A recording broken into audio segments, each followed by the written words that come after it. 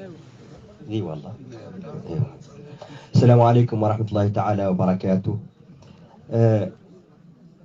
أحد الإخوة من بعض المجموعات التي تتقاسم معنا قول الشعر كان يقول لي: أنتم شعراء ولكن شعراءنا أسير ذكرا من شعرائكم.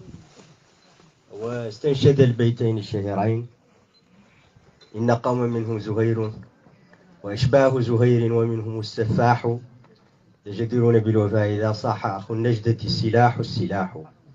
فقلت له: إن قوما منهم محمد والذيبان والأحولان وابن المعلى لجديرون أن يهابهم اللسن الخنايذ والمصاقع كلها.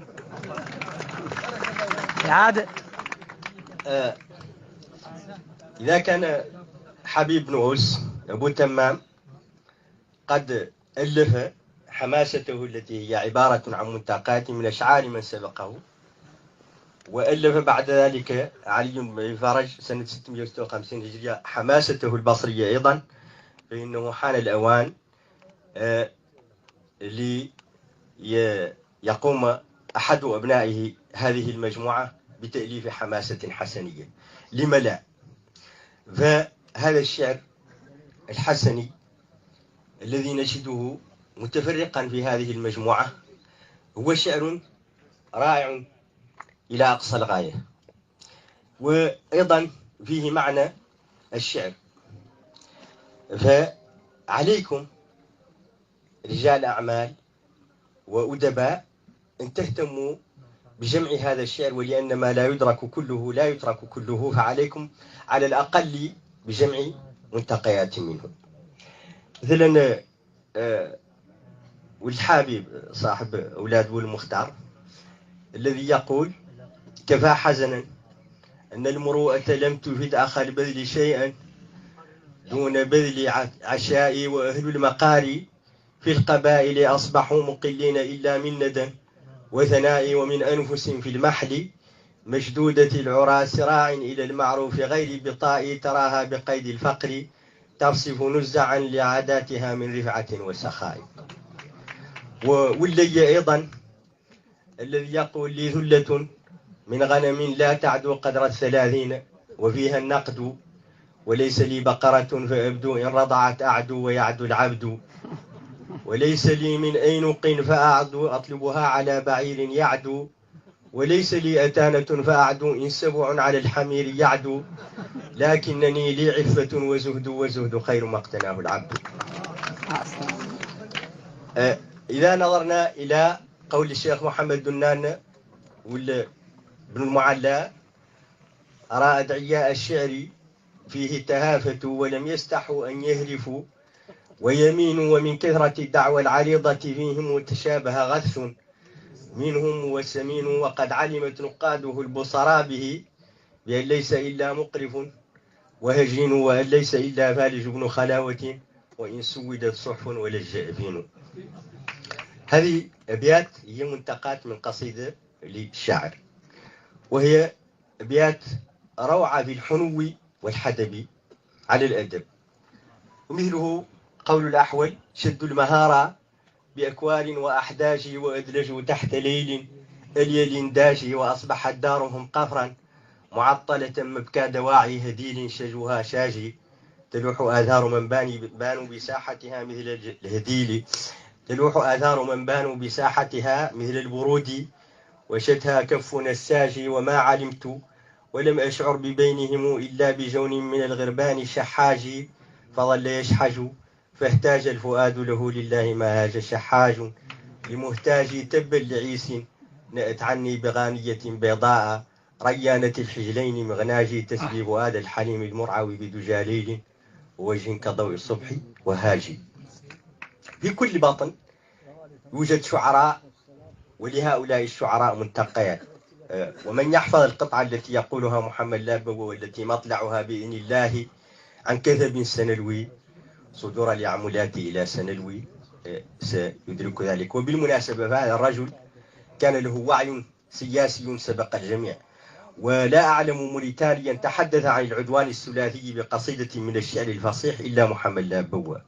لقد فخرت واعتادها مفخرا مصر ولبى دواعيها الإنابة والنصر غداة تنتحاها كل غاد وأحدقت بهم طائرات الجو والفلك البجر فلله هذاك الجمال وما حوت بديهته من محكم الرأي والفكر. لو نظرنا إلى أبيات ابن مياه التي يقول: وبيداء نزوح الماء قفر مضلة يردد في أرجائها الصوت بومها تعسفتها رجلان أمتا وغائطا ورجلي على النعلين تدمى كلومها ولم يذنني عنها السموم وربما فتى باسل أذناه عنها سمومها على أن نفس الحر إن تألف الغنا تساوى لديها بؤسها ونعيمها. ولو نظرنا إلى مثلا أبيات خفيفة عند الشويعر: حي المعاهد حول العائديات أغرى الزمان بها أيدي البليات تلاعبت حولها الأرواح ساحبة أذيالها في ضحاها والعشيات وكم لهوت بمغناها بغانية تجلو الدجى في ليال مرقسيات آيات موسى هواها حين تبعثه 9 كآياته 9 الجليات. ولو نظرنا إلى ما قاله محمد أحمد الأحمدية: يقولون لو أثريت أصبحت سيدا وفزت بذكر في الأنام جميل فقلت لهم لو آمنوا الدهر أو أرى بعاقبة بعد الممات سبيلي لطاولت أملاكا وحاولت شهرة وشق بلا شك علي خمولي ولكن رأيت الأمر جدا رابني رحيل ملوك فوجئوا برحيلي ومن لف من أمواله في لفافة فقد لف منها بأقل قليل ولا خير في توديك قبر بقفرة من الأرض مطموس المحل محيلي ودرع أصلي الخمس فيها نقية بمعتاد عرض دون فادح طولي كفتني وكلسات من الشاي سخنة أعد إذا استعددتها ببخيلي. ولو نظرنا إلى قول محمد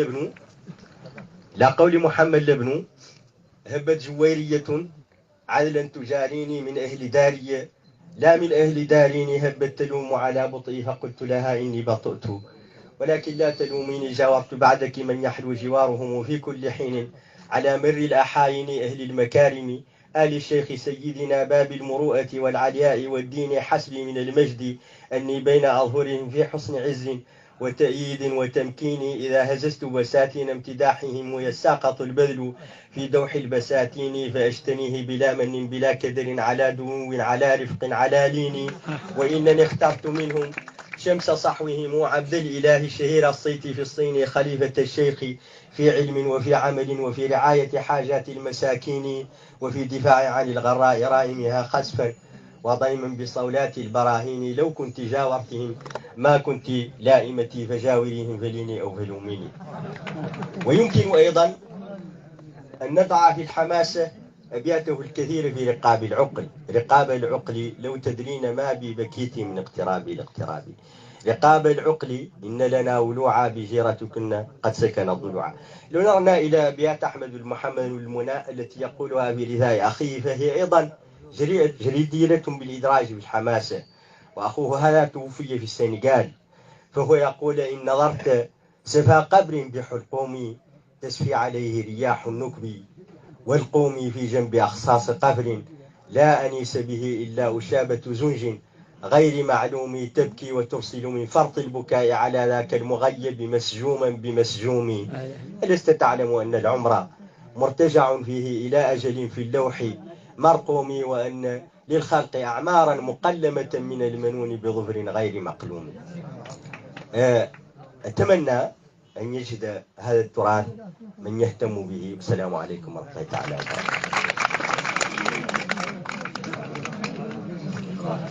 شكرا للدكتور تقي الشيخ على هذه الكلمة التي طافت بالشعر الحسني وجاءت بتطواف يعادل حماسة الطائي أبي تمام. الكلمة الآن للأستاذ محمد الشاعر محمد الجحظي.